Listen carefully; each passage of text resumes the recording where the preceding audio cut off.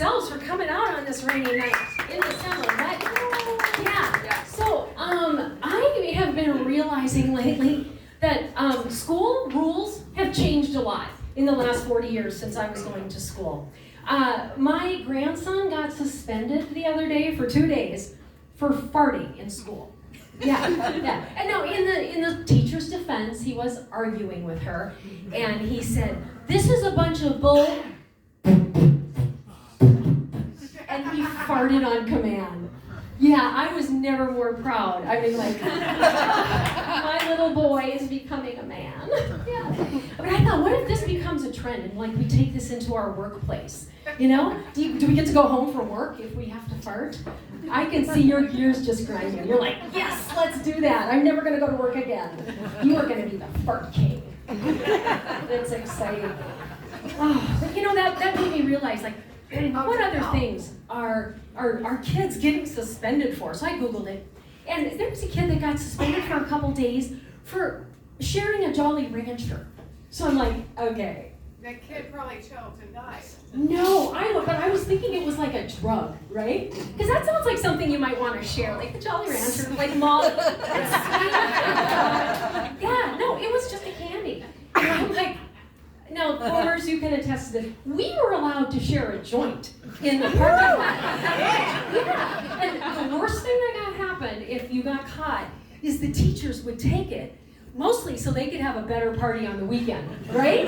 Yeah. And if they were the really cool teachers, they would ask you to join the party because you were the ones that provided the stash. So it was great. And then another one was hugging.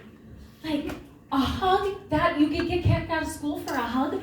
I mean, Wendy and Danny used to practically make a baby every day at lunch. And you know, I was offended by that. I really was. It pissed me off because I dated it first. That should have been me. No, she wasn't a bitch. I'm just kidding. She was a whore. No, I'm kidding. She was actually both. But, you know, in my day, we didn't have sexual harassment. We didn't. I think mostly because we were really pretty willing. Yeah. We slut shamed, but we were all sluts. So it was kind of like, you know, even Steven. The guys, they actually had something that like could have been considered sexual harassment, but it was this, you know, novel little idea that after gym class, they would take one of the girls, you know, down to the boys' locker. It's like, oh no, don't let me go down there. And that offended me as well, because I was girl number 5. Yeah. There were 4 bitches prettier than me. I had to go down there first. Yeah. But you know, what's that? What was the last number? Yeah, that's a good. There was only 12 girls in our class. Thanks for bringing that up. That was very painful to me. No, you know, in high school, like, you know, if you would have wanted to touch my boob, I mean, well, not you, but your grandfather or this guy. If you would have wanted to touch my boob, I would have been like, no, oh my God, you're so naughty. Shame, no. Because for me, no meant, okay. Yeah. Well, I got a great boob touching story for you. So we used to like drive around in cars, and not a lot of us had cars. So one day, 9 of us piled into Jeff Holter's 1963 Chevy Nova. So every guy basically had a girl on his lap, and every bump and turn was an orgy. That's now, to make things even more interesting that night, we were whipping shitties on a plowed field, so, you know, yeah, there was a lot of happy endings that night.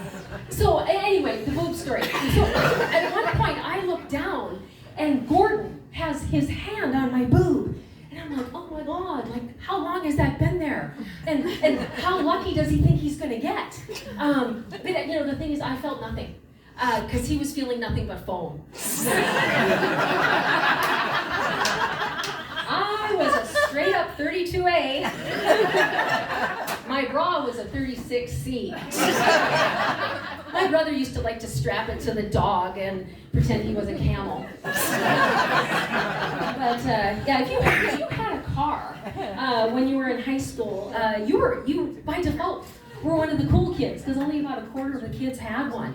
And so for you young, millennials and Gen Xers or whatever you are, you don't realize that a car for my generation would trump acne, BO, and red hair.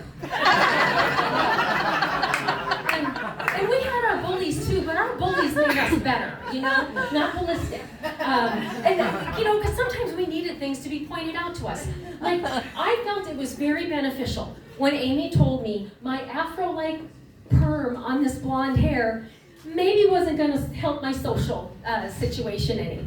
So bullies were great. They also brought out, oh, you've got a camel toe. We invented that. My generation, yeah, when our pants were a little too tight. But I could stand here all night and tell you how much my generation is so much better than your generation. But just the fact that we could do pot in the parking lot proves it. That's my time. Have a good